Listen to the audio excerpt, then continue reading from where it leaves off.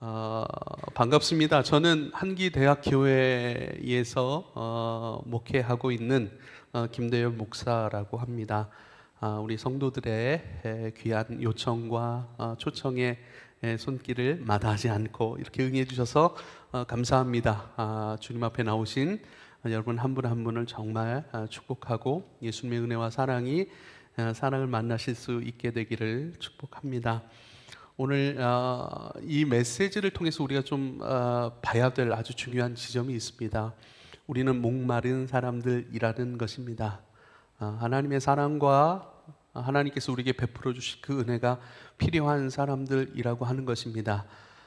그러한 나의 실존, 그러한 나의 존재됨을 인정하고 또 하나님 앞에 그럼 내게 있어야 할 당신의 사랑과 은혜, 내게 있어야 할 오늘 말씀의 표현대로라면 그 생수, 영원히 목마르지 아니하는 그 생수, 내게 있어야 할 그것, 주님 제가 요청합니다 라고 했을 때 주님은 조건을 다시지 않습니다. 그래? 네가 이 생수를 내가 너에게 주고 싶은데 이것을 받기 위하여서 넌 이렇게 살아야 돼. 너는 이렇게 좋은 사람이 되어야 해. 넌 이렇게 좋은 일을 많이 해야 돼 라고 조건을 다신 것이 없습니다. 그냥 나의 현실 있는 그대로를 인정하고 또 그것을 주실 수 있는 분 그대로를 인정하여서 그분께 내가 당신의 그 생명수가 필요합니다. 내게 그것을 주실 수 있겠습니까? 라고 우리가 요청할 때에 그분은 이미 그것을 주시기로 결정하셨고 기다리고 계셨기 때문에 그래 이제야 네가 나에게 마음의 문을 여는구나. 이것이 필요한 존재라는 것을 너가 인정하고 또 이것을 줄 수 있는 것이 오직 나인 것을 예수님이죠. 나인 것을 너가 인정하고 요청해서 내가 이것을 너에게 허락하노라 이렇게 주시는 분이십니다. 이 예배를 통해서 그것을 듣길 원하고 또 이 예배를 통해서 그것을 얻으실 수 있기를 부탁을 드립니다. 오늘은 좀 이야기로 우리가 좀 만날 수 있는 그런 성경의 말씀이라서 성경을 쭉 한번 제가 간단하게 풀어드리도록 하겠습니다. 요한복음 4장 3절 보면 유대를 떠나서 다시 갈릴리로 가실새 사마리아를 통과하여야 하겠는지라. 아까 우리 찬양을 인도하던 우리 형제님이 설명해 주셨듯이 예수님의 사마리아를 거치지 않고 다른 길로 가실 수도 있었지만 사마리아 그 지역을 통과하시기로 결정하셨습니다. 그러니까 예수님은 어떤 의도가 있으셨던 거예요. 그 사마리아 지역을 통과하시고자 하셨던 어떤 의도였고 그 의도는 예수님께서 영혼을 찾길 원하시는 구원을 주시고 삶의 인생의 행복을 주시길 원하셨던 한 여인이 있었기 때문에 그에게 그것을 주시기 위한 의도로 사마리아를 통과하여야겠는지라. 그러니까 예수님은 찾아가세요. 예수님이 찾아가는 분이십니다. 찾아가는 예수님이 우리를 찾아오셨고 또 이렇게 추수감사 예배와 초청주일을 준비하셨던 여러분 있잖아요. 여러분이 이웃들에게 건네고 했던 것은 나를 찾아오신 예수님이기 때문에 그리고 그를 찾아가시는 예수님이기 때문에 그러나 예수님은 지금은요 영으로 우리와 함께 하시죠. 우리 속에 계시죠. 예. 우리 속에서 우리를 통해서 지금도 찾아가고 계시다라는 사실 이것을 기억할 수 있길 바라고요. 앞으로도 이번 초청 예배뿐만 아니라 계속해서 이 일들을 우리가 마음을 두고 해나갔으면 참 좋겠습니다. 이것이 저와 여러분들 가운데 기쁜 일이 되었으면 좋겠습니다. 사마리아를 통과하여야겠는지라. 5절에 보니까 사마리아에 있는 수가라는 동네에 이르리니 야곱이 그 아들 요셉에게 준 땅이 가깝고 거기 또 야곱의 우물이 있더라. 예수께서 길 가시다가 피곤하여 우물 곁에 그대로 앉으시니 때가 6시쯤 되었더라. 그래요. 때가 6시쯤 되었더라. 이때는요 이 지역에 있어서 정오 난 12시를 얘기합니다. 그러니까 한창 굉장히 태양이 이글거리는, 그러니까 우리도 덥잖아요 여름에는요. 근데 그 우리의 여름 날씨보다 훨씬 더 더운 정오의 날씨를 가지고 있기 때문에 이 중동에 있는 이 특별히 사마리아 지역뿐만 아니라 그 중동에 있는 모든 사람들이 이때는요 쉬는 시간입니다. 너무 덥기 때문에 어떤 일을 할 수가 없어요. 그러니까 야외 활동을 할 수 없었던 그런 시간인데 그 시간이 되었고 그 시간에 사마리아 지역에 사는 한 여인이 물을 길르러 왔다라고 7절에 말씀합니다. 왜 사람들이 전부 다 쉬고 있는, 사람들이 야외 활동을 피하여 아무것도 하지 아니하는 그 시간대에 이 여인이 물을 길르러 이 우물로 왔을까요? 물은 필요합니다. 물 없이 사람은 살 수가 없습니다. 육체에 마시고자 하는, 필요로 하는 그 물을 길르러 사람들이 아무도 야외 활동을 하지 아니하는 그들의 낯을 피해서 의도적으로 가장 더운 이때에 이 우물로 나왔던 것입니다. 여인이 그렇게 찾아왔던 것이고 예수님 거기서 그 여인을 기다리고 계셨던 것이죠. 예수님 말씀하시죠. 예수께서 말씀하시기를 물 좀 주실 수 있겠습니까? 라고 말씀합니다. 예수님이 본격적으로 그 여인에게 진짜 주시고자 하는 것이 있었어요. 그 진짜 주시고자 하는 것을 주시기 위한 첫 번째 마음의 문을 여는 시작의 질문입니다. 9절에 보니까요, 여인이 이렇게 얘기합니다. 당신은 유대인으로서 어찌하여 사마리아 여인인 나에게 물을 달라 하나이까? 이는 유대인이 사마리아인과 상종하지 아니함이로라. 그래요. 원래는 같은 동족이었거든요. 근데 역사적인 깊은 이야기가 또 있습니다. 아무튼 남과 북이 지금 하나로 있었다가 지금은 또 이렇게 분쟁의 상태인 것처럼 이때도 마찬가지예요. 한 지역에 있었고 한 민족이었지만 지금은 유대와 사마리아 이렇게 둘로 나눠진 상태였고 서로를 좀 이렇게 불편해했습니다. 특별히 유대인들은 사마리아인, 자기의 같은 동족이지만 같은 동족으로 여기질 않았어요. 그리고 그 역사적 사실 속에서 이방인들과 어떤 그런 합혼을 했고 또 그 속에서 유대인 혈통을 잃어버린 사람들이라고 생각을 했기 때문에 굉장히 하대했습니다. 예, 유대인들이 사마리아 사람들요. 그래서 사마리아 여인이 이렇게 질문할 것이죠. 어떻게 유대인인 당신이 사마리아인인 나에게 물을 달라 하십니까? 유대인이 사마리아인과 상종하지 아니함이로라. 10절입니다. 예수께서 대답하여 이르시되 내가 만일 하나님의 선물과 또 내게 물 좀 달라 하는 이가 누구인 줄 알았더라면 내가 그에게 구하였을 것이고 그가 생수를 내게 주었으리라. 이건 굉장히 중요한 말씀입니다. 네가 만일 하나님의 선물과, 그러니까 하나님이 우리에게 주시고자 하는 선물이 있습니다. 그 선물과 또 너에게 지금 물을 달라 하는 내가 누구인 줄 알았다라면 오히려 너가 나에게 구하였을 것이다. 생수를 구하였을 것이다. 많은 의미를 담긴 사실들이 있는 구절입니다. 우리는 생수가 필요한 존재입니다. 생수가 필요한 존재.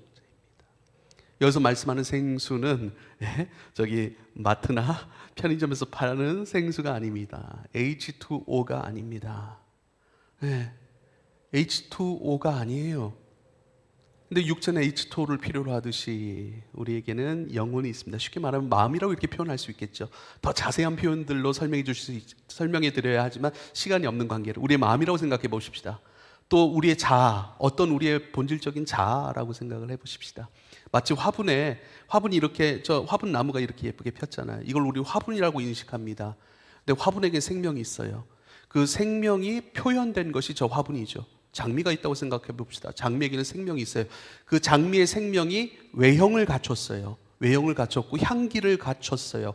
갖추고 그것이 표현된 것을 보니까 예쁜 장미이고 예쁜 향기가 나는 아름다움의 표현이 된 것이죠. 그런데 그 장미 안에는 생명이 있다고요.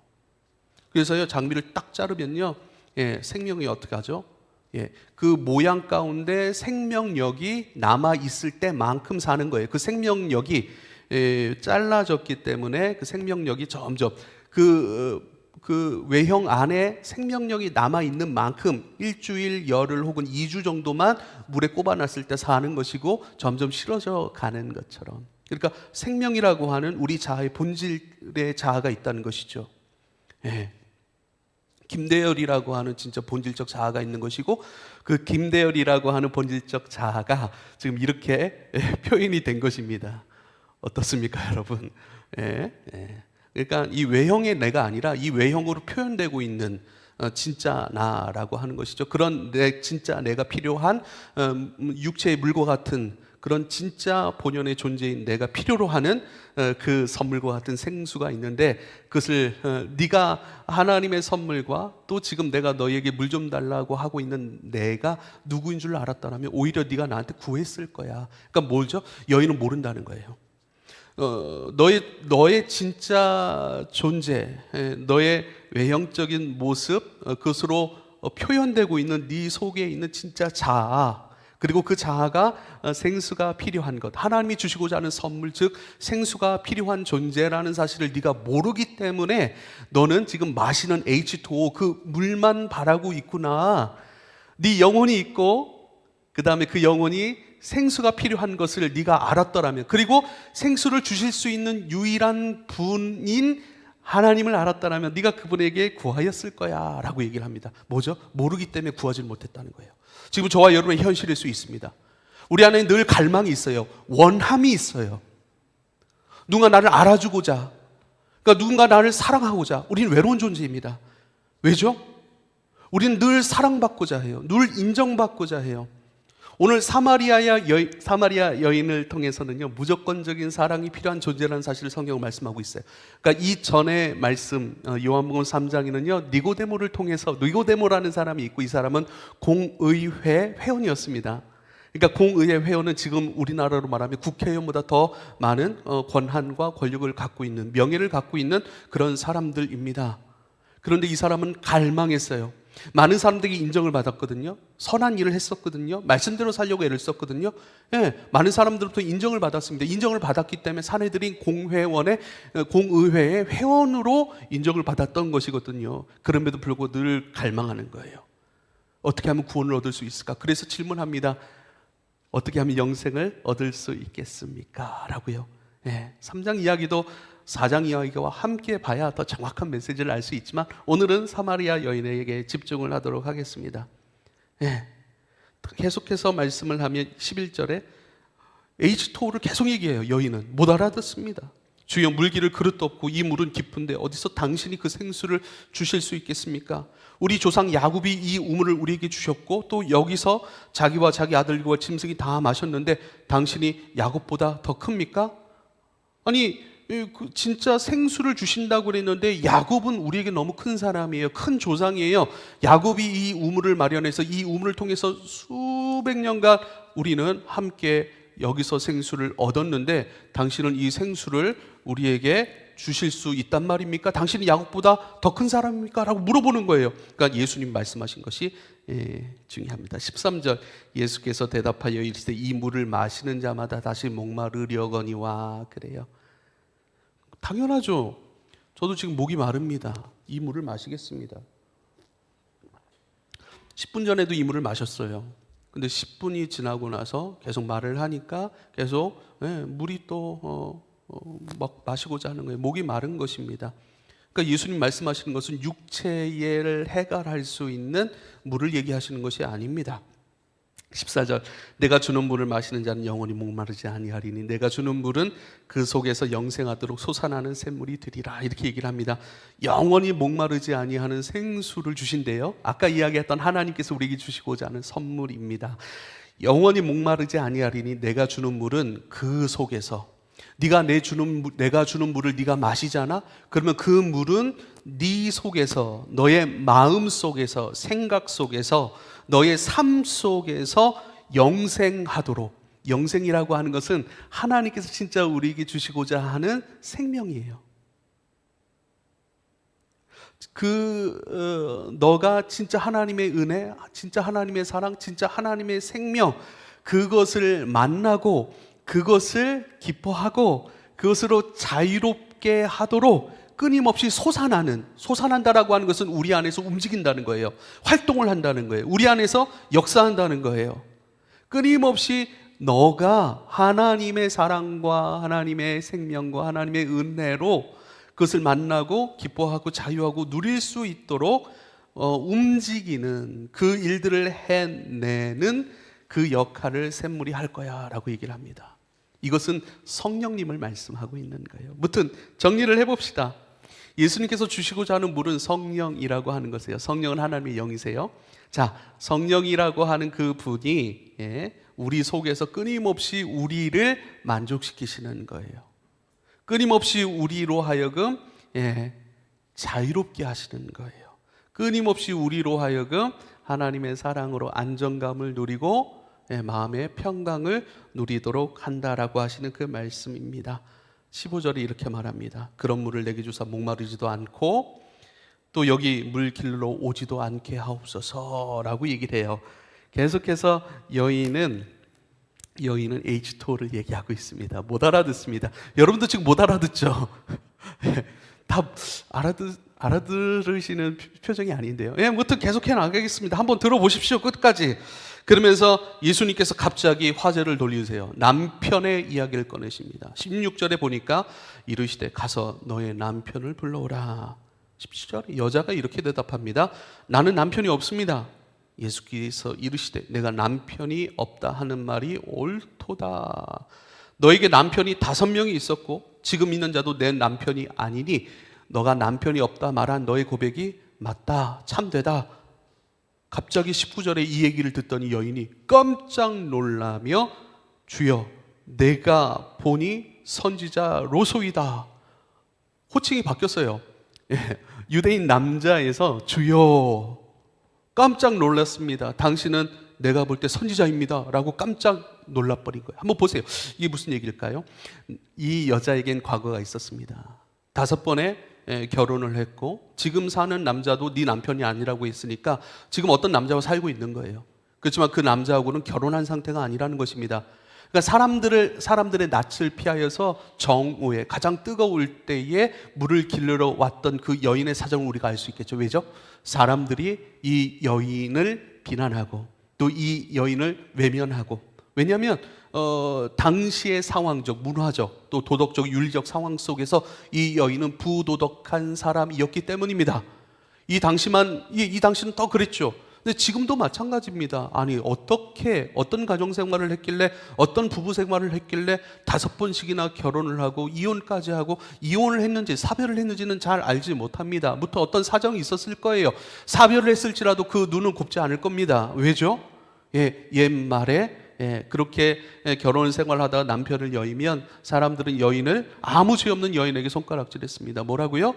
남편을 잡아먹는 여인이라고 그렇게 비난을 했던 그런 시대도 있었습니다. 그렇죠. 어쨌거나 이혼이든 사별이든 어떤 상황을 겪던 간에 도덕적으로, 윤리적으로 이 여인은 낙인이 찍힌 상태, 사람들의 손가락질과 사람들의 수군거림, 사람들의 어떠한 그 여인을 아웃사이더 시켜버렸던 그러한 현실 속에 갇혀있는 사람. 그러면 이 여인은 왜 5번이나 결혼을 했고 그 결혼에 어쨌든 간에 유지되지 않고 실패한 상태이고 지금 사는 남자도 다른 결혼하지 않은 사람과 함께 동거하고 있을까요? 그걸 우리는 주목해야 한다는 거예요. 예수님은 물 좀 달라 이렇게 하면서 이 여인을 찾아갔고 이 여인에게 말을 걸기 시작했습니다. 지금 너는 목마르다 라고 하는 것을 말씀해 주시기 위한 것이고 그 목마름을 내가 채워줄 수 있어 라고 말씀하시는 거예요. 그 한복판에 남편에 대한 그 에피소드를 꺼내 들었어요. 그리고 이 여인은 깜짝 놀란 거예요. 지금 예수님이 말씀하시는 것을 너 5번 결혼했어. 그리고 지금 사는 사람마저도 결혼하지 않은 채 다른 남자와 살고 있는 것 내가 알고 있어 라고 얘기를 하고, 이 얘기를 들으면서 깜짝 놀란 거예요. 그리고 당신은 진짜 하나님이 보낸 선지자입니다 라고 고백한 거예요. 깜짝 놀래버린 거예요. 왜죠? 자기가 가장 갈망하는 부분, 자기가 가장 고통스러워하는 부분, 자기가 가장 갈망하고 고통스러워하는 부분을 해결하고자 결혼했고, 그렇지만 그것이 또 실패돼 버렸어요. 고통스러운 부분을 해결하고자 했던 그 일 때문에 더 고통스러워졌고 더 목이 마른 상태의 인생이 돼버렸고, 어쩌면 이 여인은 자포자기의 상태, 내 인생은 어쩔 수 없구나, 이 목마름 때문에, 이 고통 때문에, 이 비난 때문에 내 인생은 이 일 때문에 완전히 망가졌어 라고 스스로 인생을 내려놓고 사람들과 도저히 만나지 아니하고 사람들을 피해 그래도 육체는 살아야 하니까요, 또 목마른 자신의 그 삶을 죽이기 위해 물을 찾아왔던 것입니다. 그걸 예수님 말씀하시는 거예요. 여기서 남편은 무엇을 의미합니까? 물론 남편이라고 하니까 자꾸 그러니까 이 여인에 대한 이야기인데, 이 여인에 대한 이야기가 바로 저와 여러분 모든 세상에 거하는 사람들에 대한 이야기예요. 누군가는 남편이겠죠. 여자에게 있어서 남편은 어떤 의미입니까? 혹은 남편에게 있어서 아내는 어떤 의미입니까? 서로 사랑하는 관계예요. 서로 굉장히 중요하게 여기는 관계입니다. 그런데요, 이 여인은 이렇게 얘기를 하는 거예요. 내 마음에는 영혼의 갈망이 있습니다. 뭔가 이 영혼의 갈망을 무언가로 채우고 싶습니다. 그것을 나는 행복이라고 부릅니다. 이 행복을 찾아 나는 남편을 찾았습니다. 나의 이 행복을 만족시켜 줄 수 있는, 이루어 줄 수 있는 사람을 나는 찾아 만났습니다. 그 사람이 나를 사랑해주고 그 사람이 나를 채워주고 그 사람이 나를 행복하게 해줄 것을 나는 기대하였습니다. 그 사람이 나를 행복해 해줄 것을 믿고, 그것을 기대하며 나는 살아왔습니다. 그러나 그 사람 나를 행복하게 해주지 않았습니다. 나는 그를 통해서 행복을 얻으려고 했지만, 그의 사랑을 통해 난 만족하려고 했지만, 오히려 그 사람은 제게 이렇게 얘기했습니다. 내가 당신을 이렇게 사랑할 테니 당신은 나에게 이렇게 해줘야 해 라는 조건을 걸었습니다. 만약 당신이 나에게 사랑을 받고 그 인생의 행복과 만족을 얻으려 한다면 당신은 나에게 이것을 해줘야 돼. 당신은 나에게 이것을 충족시켜줘야 돼. 내가 그 사랑을 줄 테니까 당신은 나에게 이것을 해줘야 돼 라고 하는 뭐죠? 인간적 사랑의 한계 속에 부딪혔던 거예요. 어떤 것이든, 어떤 문제 때문에 이혼을 하든 사별을 했던 간에 어떤 것이든 5번, 그러니까 여러분 죄송합니다, 남편이 문제가 아닌 거예요. 우리는 여기는 대부분 결혼하지 않은 사람입니다. 그러면 오늘 성경에서 이야기하는 남편의 역할로서 끊임없이 나에게 추구되는 또 다른 남편의 역할을 하는 그런 어떤 일이 있던 거예요. 그것이 부모이든, 그것이 친구이든, 그것이 남자친구든 여자친구든, 아니 그것이 인격이 아닌 어떤 돈이든 명예이든 어떤 쾌락이든 끊임없이 무언가를 추구한다는 거예요. 뭐죠? 내 마음의 빈 공간, 이것을 채우고 내 영혼의 만족과 내 삶의 행복을 채워줄 것처럼 우리가 여기고 그것을 끊임없이 추구하는 거예요. 우리가 물을 마셔 내 몸을 만족시키듯이 내 영혼의 배부름, 배고픔, 내 영혼의 목마름, 내 영혼의 갈급함, 이것을 우리는 늘 안고 있는데, 우리는 잘못된 것을 향하여서 나를 좀 채워줘라고 우리는 요구하고 있고, 잘못된 것을 향하여 손을 내밀고 그것이라면 내 영혼의 만족을 채워줄 수 있을 거라고 우리는 생각하고 있다는 것이죠. 그리고 계속 그것을 추구하는 거예요. 한 주간의 삶을 돌아보십시오. 여러분은 어디서 행복을 얻으려고 했습니까? 여러분은 어디서 만족을 얻으려고 했습니까? 친구들이 나와 함께 해주는 것으로 만족을 얻으려고 했습니까? 아니 부모가 나를 안아주고 만족시켜주고 나를 사랑한다고 얘기해주고 나에게 용돈 주고 나를 인정해주는 것으로 내 영혼의 갈급함이 채워질 거라고 생각하고 그것을 끊임없이 요구했습니까? 아니면 친구들과 함께하는 시간? 아니면 어떤 지식들로 채우고 어떤 자격증으로 채우고, 그런 일을 하지 말라는 것이 아닙니다. 여러분, 부모가 문제가 아니에요. 남편은 문제가 아니라고요. 남편이 문제가 아니고 물질이 문제가 아니고 어떤 그 일들의 성공적인 요소, 그것을 추구하지 말라는 이야기가 아닙니다. 그러나 분명한 것은 그것이 나에게 행복을 주고 그것이 나에게 만족을 주고 그것이 내 영혼의 목마름을 해결해 줄 거라고 생각하는 그 생각이 문제라는 거예요. 지금 너에게 물 좀 달라 하는 이가 누구인 줄 알았더라면, 그리고 그가 줄 생수가 너를 어떻게 행복하게 하고 만족하게 해줄 것인 것을 너가 알고 있더라면 오히려 네가 나에게 물 좀 달라고 했을 것이다 라고 말씀하셨던 그 말씀처럼, 우리는 하나님이 주시고자 하는 선물이 뭔지 몰라요. 예수님께서 우리에게 주시고자 하는 우리 영혼의 필수 생명수와 같은 그 영혼의 만족, 그것이 뭔지 모르기 때문에 그분께 나아가 구하지 못하고 나가지도 않고, 뭐죠? 인간적인 힘과 능력, 세상적인 요소의 어떤 것을 가지고 내 영혼의 목마름을 해결하려고 하는 인간이 이 땅에서 살아갈 때 피할 수 없는 숙명적인 고뇌와 고통을 지금 말씀하고 있는 것이라고요. 그것 때문에 반복하여서 5번이나 끊임없이 추구하려고 했더만 또 무너졌어요. 아, 이 사람이라면 나를 행복하게 해줄 거야. 이 사람이라면, 이 인격을 가진 사람이라면, 와, 완벽해. 이 사람을 만나고 이 사람과 함께 살고 이 사람에게 사랑을 받으면 나는 행복할 거야. 다시 결혼을 합니다. 하지만 금방 무너지고 맙니다. 인간의 한계, 사람의 한계인 것입니다. 그 한계 속에 우리는 있어요. 오히려 한계 때문에 불행한 인생이라고 말하고 있는 것이 아닙니다. 오히려 그 한계를 통해서 세상이 줄 수 있는 물이 아니고 어떤 사람이 또 인간적인 요소와 세상적인 재화, 어떤 일과 어떤 것들이 만족시킬 수 있는 문제가 아니구나라는 것을 깨닫고, 오히려 그 한계 때문에 뭐죠? 우리에게 진짜 영혼의 만족과 구원을 주시는 예수 그리스도, 그분께 우리의 마음을 열고 당신 이것을 주시고자 한다는 것을 내가 알고 있습니다. 그것을 나는 기쁨으로 받겠습니다 라고 하는 것이죠. 이걸 신앙생활이라고 얘기하는 거예요. 맞아요. 지금 제가 말하고 있는 예수님께서 우리에게 주시고 하는 생수는요, 중요한 포인트가 있어요. 그건 조건이 없는 거예요. 조건이 없는 거예요.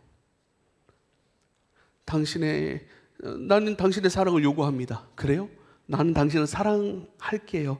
그다음 당신도 이 요구 조건을 들어줘야 합니다. 라고 하는 그런 인간의 한계적인 속성. 이게 우리의 살아감입니다. 저는 결혼을 했죠. 제 아내가 저기 있죠. 영원한 하나님의 사랑을 알고 있죠. 그리고 우린 경험했죠. 알고 있고 경험했고 그 안에서 살아가려고 우리는 노력하고 있죠. 그럼에도 불구하고 우리는 서로의 한계 가운데 늘 부딪히고 있습니다. 그 한계 때문에 서로를 비방하거나 그 한계 때문에 실망스러워하지 않습니다.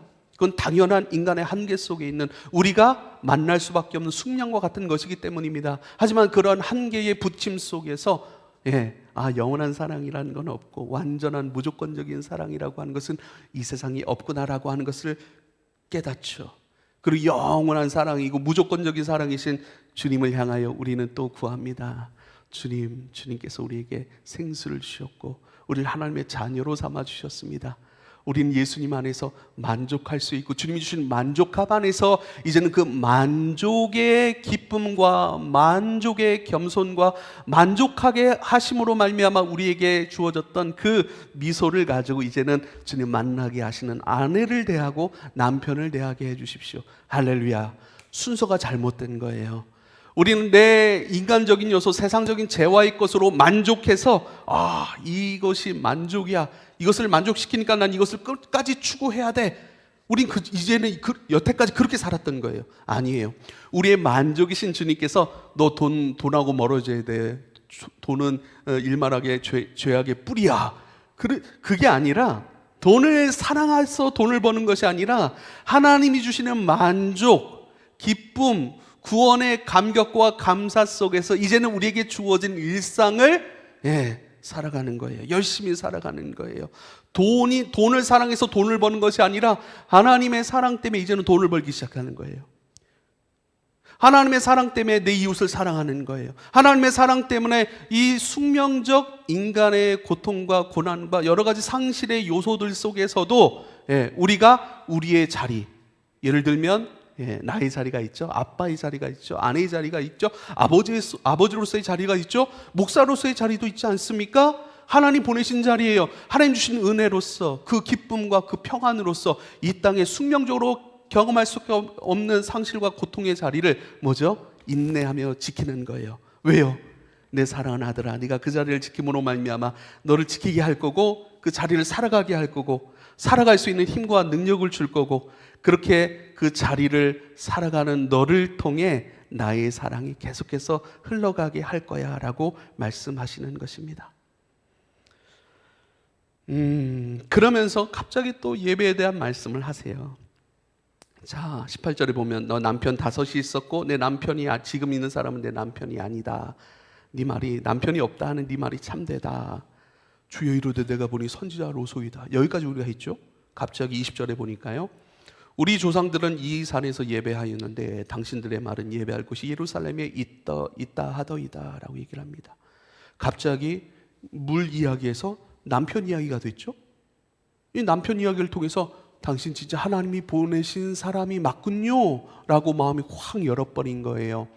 남편의 문제는 이 여인에게 있어서 가장 갈망하는 부분이었고 가장 아픈 부분이었고 감추고 싶은 부분이었고 또 인생의 가장 무거운 짐과 같은 부분이었습니다. 그런데 처음 나를 만난 사람이 이것에 대해서 말씀하시고 너는 지금 영혼의 목마름을 가지고 있고 그 영혼의 목마름을 내가 채워줄 거야. 남편으로 해결될 문제가 아니라 이것은 하나님이 주시는 선물로 해결될 수 있어 라고 말씀하시니 이 여인이 어떡하죠? 마음을 확 열어버린 거예요. 이것을 우리는요 성령의 은혜라고 고백을 합니다. 순식간에 사실 여기서 5번 결혼하고 지금 사는 사람마저 다른 사람 그런 케이스를 갖고 있는 사람 아무도 없을 거예요. 뭐죠? 우리가 이 여인의 심정을 이해할 수 없다라고 하는 것입니다. 근데 이 여인의 심정을 한번 생각해 보십시오. 우리가 진짜 5번의 남자친구를 만났다고 생각해 보면 좀 이해가 될까요? 아니면 내가 원하는 어떤 진짜 이걸 가지면 난 만족이야 라고 생각했던 우리 학생들은 백을 좋아합니까? 아직 별로 안 좋아하죠. 한 20대 중후반 이렇게 넘어가야 후반, 30대 초반 이렇게 해야 좀 그것의 가치를 좀 압니까? 예? 예, 아무튼 이것이면 진짜 대박이야 라고 생각했던 것을 5번이나 시도를 했는데 다 실패했다고요. 근데 그 문제를 드러내시는 거예요. 그리고요, 이제는 이 갈망을 해결해 주실 수 있는 분에 대한 질문이에요. 하나님을 고백합니다. 그리고 예배를 고백합니다. 왜냐하면 이 여인도 그동안의 이 갈망의, 영혼의 갈망의 문제에 대해서 해결하고자 했던 것이 바로 하나님께 온전히 예배를 드리면 이 문제가 해결될 거야 라는 경험을 가지고 있었던 거예요. 이것을 종교적 경험이라고 얘기를 합니다. 하나님을 믿으면 이 일을 해결해 주실 거야 라고 생각을 했던 거예요. 그리고 하나님 앞에 온전히 예배를 드리면 하나님 기뻐하시고 내 문제를 해결해 주실 거야 라고 생각을 했고, 그래서 하나님 앞에 온전한 예배, 바른 예배를 드리고 싶었던 거예요. 그래서 사람들을 찾아갔어요. 사람들을 찾아갔다니까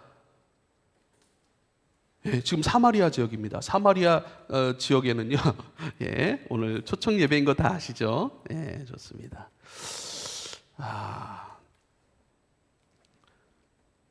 자, 사마리아 사람들은요, 그쪽 지역에 있는 그리심산이라고 하는 곳에서 예배를 드렸어요. 근데 유대인들은요, 예루살렘에서 예배를 드렸거든요.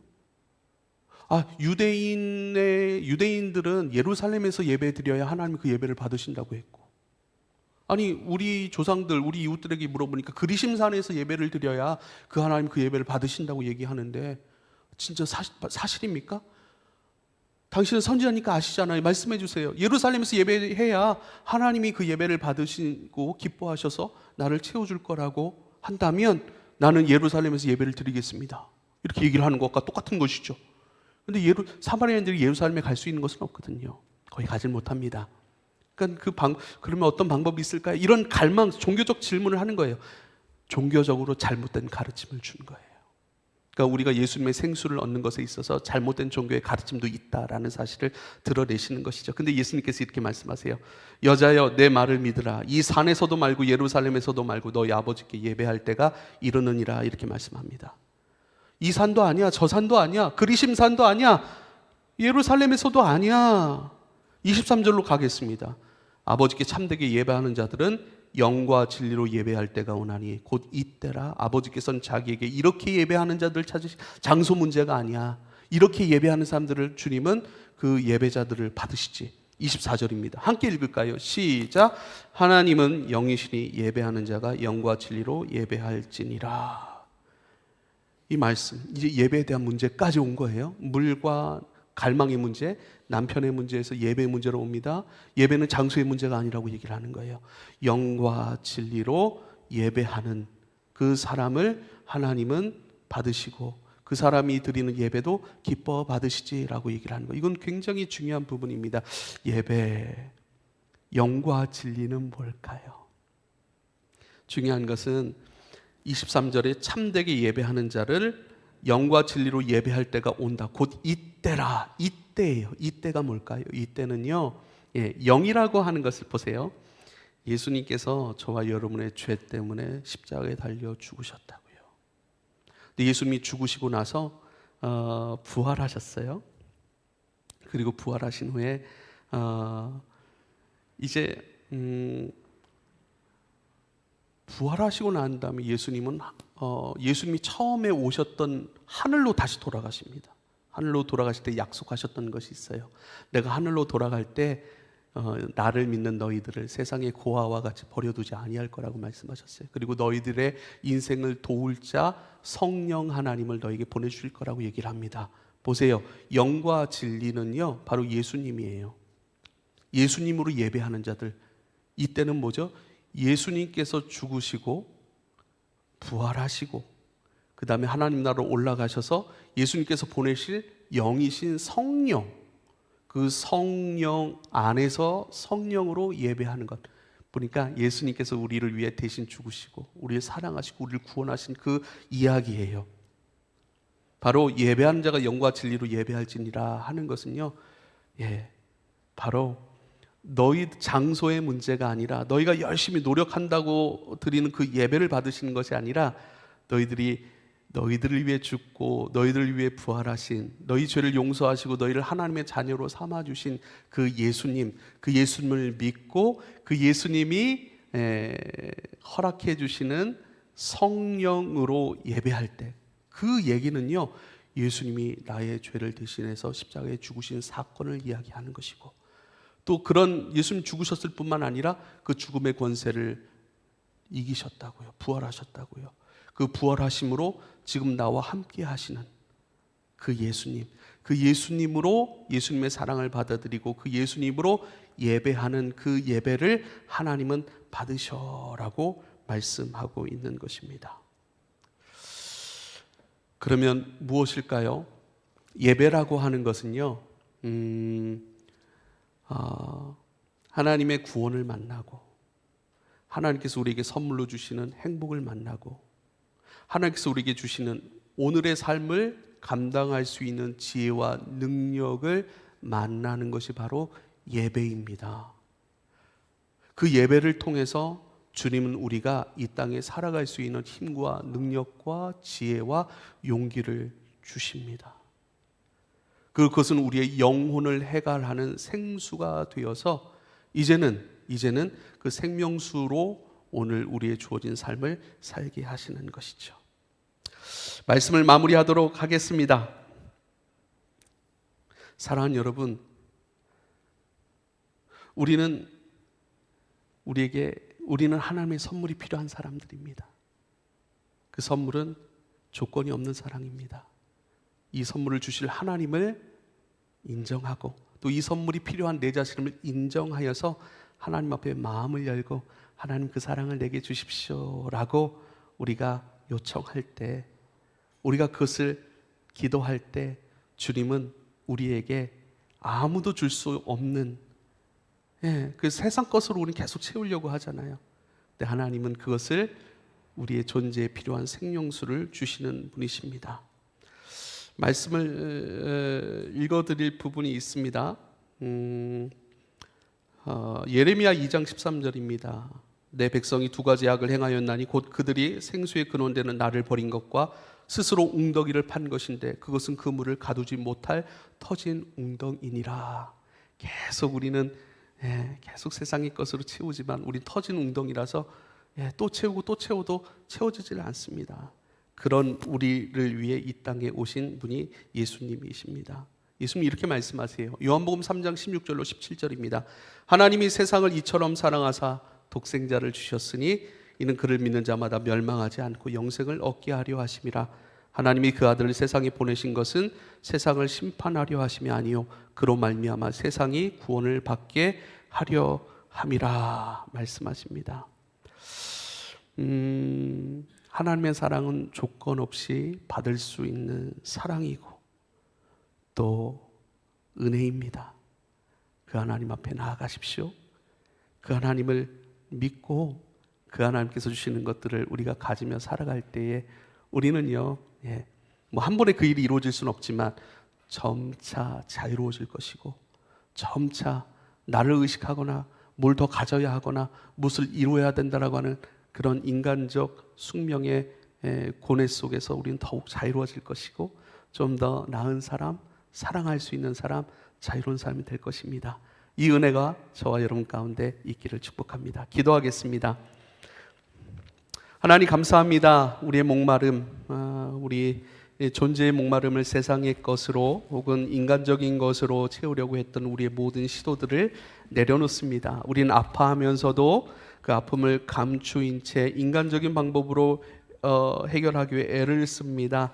하지만 그 모든 수고가 헛된 것임을 알게 하시고, 그러나 우리에게 진짜 필요한 선물, 하나님의 선물, 하나님이 주시고자 하는 것, 그것이 무엇인지 알게 하시고, 나의 모든 자존심이라든지 나의 모든 것들을 좀 주님 앞에 항복시키고 우리가 진짜 필요로 하는 그 영원한 생명과 사랑과 은혜, 그것을 받기 위하여 주님 앞에 나아가는 지혜로운 주님의 사람들이 되게 하여 주십시오.